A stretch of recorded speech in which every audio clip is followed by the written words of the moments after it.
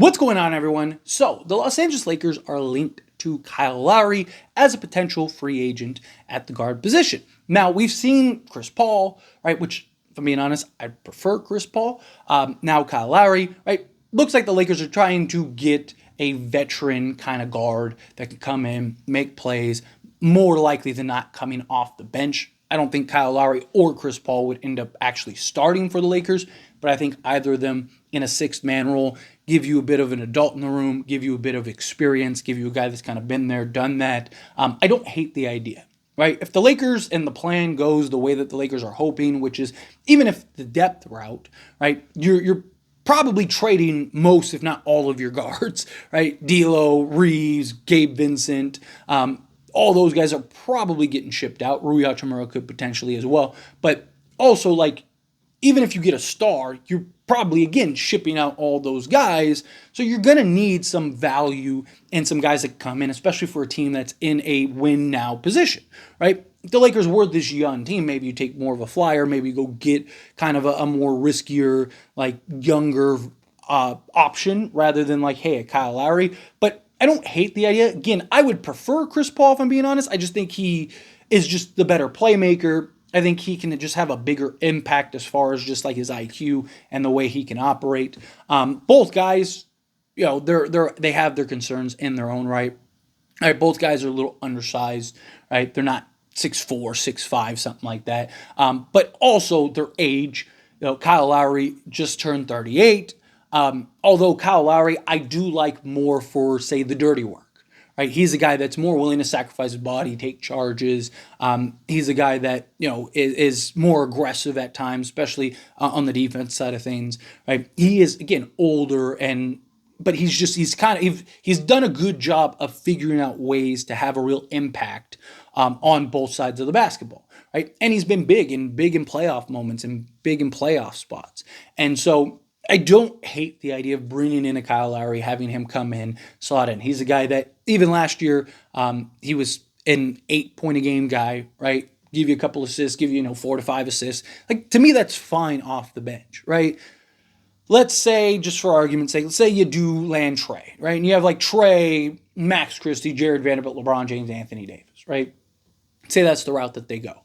Well, I don't hate the idea of like a Kyle Lowry, and then you go get, maybe you take a flyer on a Kevin Porter Jr., or, maybe you're bringing Taurean Prince back, can you go get a Valanciunas or an Andre Drummond? You got Christian Wood expected to opt in, maybe Cam Reddish is there, right? So now you got kind of this veteran that can kind of, continue to do the dirty work, apply some pressure on the defense side. Again, he's not like an elite defensive guy anymore. He's older, but he does still try to get after it, which I like and I appreciate. He is a guy that is willing to still sacrifice his body. He understands his role. He understands that he's that dirty work guy.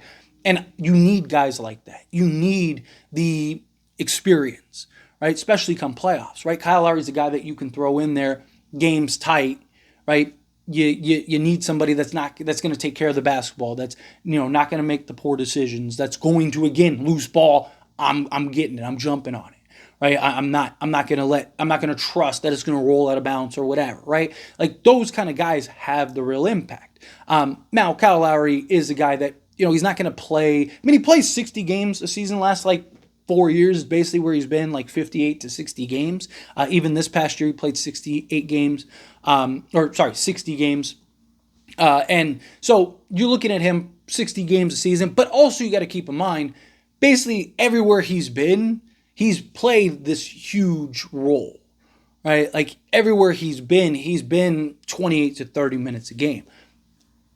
The question is, does he still want that, right? Does he looking at it as like, hey, I still want to play 25 to 30 minutes. If that's the case, then I think the Lakers need to stay away from him, right? But if he's willing to come in and go, hey, like, whatever you need me on any given night, I'll do. Because there may be nights where we do need him for, 30 minutes, right? But if he's a guy that's like, no, I want to play 20, like, I believe I should be playing that, then I kind of look towards like, okay, maybe we should go more, again, kind of more the Chris Paul option, or go a different, maybe younger option, somebody that's more willing, like, hey, I just want to roll, right? I just want to be able to play and understand, like, hey, some nights you might play 15 minutes, some nights you might play 30 minutes. We'll see how it goes, right? So to me, that's kind of the gauge as far as when you're talking about Kyle Lowry. But if he's willing to come in and buy in at, say 15 minutes a game, 20 minutes a game, then I think he makes a lot of sense, right? And I also think that you probably would get more out of him, right? Because again, at 38, it's a lot easier to kind of hone in, focus, and do what you need to do for 15 minutes rather than double that at 28 to 30 minutes, right? Also, I believe that could also keep him healthier because he's not going to have as big of a role. He's not going to have to do as much. He's not going to be asked to play as much, right? And so he can continue to just, hey, I need you to focus and hone in on what you're best at in the minutes that you're given in these little 15-minute gaps, right? And that can, I think, translate in a big way to kind of help and complement the Lakers. Kyle Lowry's also been linked to the Lakers for years. I mean, it wasn't that long ago, say 2 years ago, 3 years ago, where there was talks about like DeMar DeRozan and Kyle Lowry coming to the Lakers to pair up with Anthony Davis and LeBron James. Obviously, that didn't happen, right? But Kyle Lowry is a guy that's been linked for some time. Also, could you get Kyle Lowry and use him to lure DeMar DeRozan, right? It's just a thought. I might actually expand on that in a later video because that's pretty good point that just kind of popped in my head, right? Because DeMar DeRozan still hasn't worked out at any type of extension or anything like that with Chicago. Now, it's very possible that they do, right? I would imagine if Chicago gives DeMar the max, then he probably goes or stays with Chicago.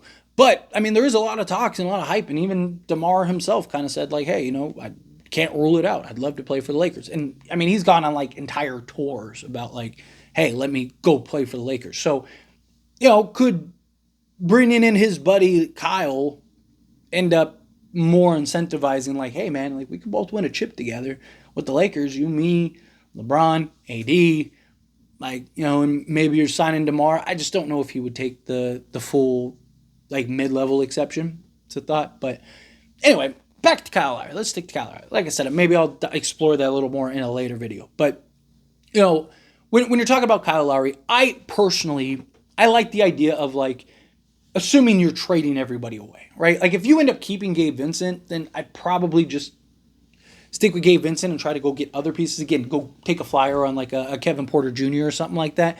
But going on the assumption that the Lakers end up trading everything and they trade, Reeves and D'Lo or D'Lo walks or whatever, and they're basically short on guards, right? I do like the idea of that veteran guy coming in at the guard position to kind of mellow and balance things out when a LeBron goes to the bench, when, if you do get a Trey and Trey's on the bench, right? Or, if one of those guys are missing, he come in and kind of, keep things in order, keep things in check. It's why I really like the idea of Chris Paul, because I think if LeBron or Trey end up going to the bench, bring in Chris Paul and he can kind of keep everything going. I think Kyle Lowry can do that, not to as high of a degree as Chris Paul as far as his playmaking goes and just his IQ and vision.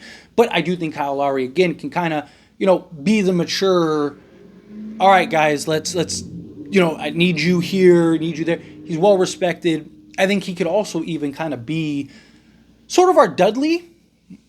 All right, think of the 2020 year. It's another reason why I like the idea of Chris Paul, right? I know I keep defaulting to Chris Paul because it's just those are the two guys that seem to be linked as far as the veterans go. But Jared Dudley, you look at him, right? He didn't play a ton. He did play, but he didn't play a ton. But he was more there of just the experience, right? The respect that players had for him, kind of being an extension of the coach, right? Being a player coach guy, a guy that the young guys and various players could go to and confide in.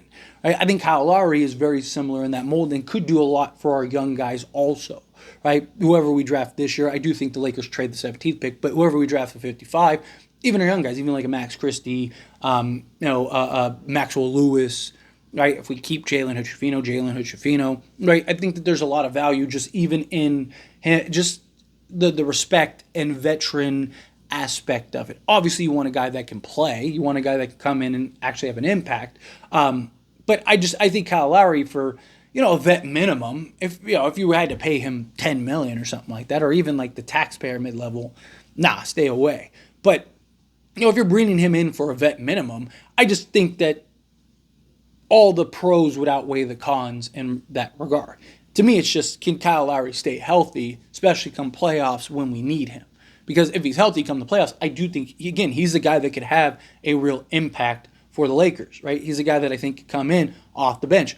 He's a guy that, late in games, right, it's like, do we go with the young guy or do we throw in a Kyle Lowry and just trust that he can hit the big shot, that he's going to sacrifice body, that he's going to get after on the defense, that he's not going to make the mistakes that, say, maybe a Max Christie does late in a game 5 of the playoffs or something, right? And it's like, man, we need this win. This is the difference between us going down 3-2 and us going up 3-2, right? So it's like, Kyle, like we call his number and get him in there. So again, don't hate the idea of Kyle Lowry.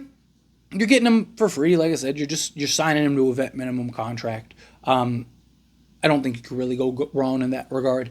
Again, I'd still lean towards Chris Paul personally, if that's an option. But who knows? Maybe that won't even be an option. Time will tell. But anyway, as always, this is a discussion. Pass the question on you. Let me know your thoughts and opinions down in the comments below. What do you think? How do you feel? What are your thoughts? Do you like the idea of bringing in Kyle Lowry? Do you not? Do you think not? Like, let him stay somewhere else? Do you like Chris Paul more? Again, how do you feel? Whatever your thoughts are, I'd love to hear it. So let me know down in the comments below. That being said, if you haven't liked this video, hit that like button. Helps me a lot. So we enjoy these types of videos and I truly appreciate it. Not subscribe channel, hit that subscribe button. Turn on the bell notifications. Appreciate y'all. See you in the next one. Thank you.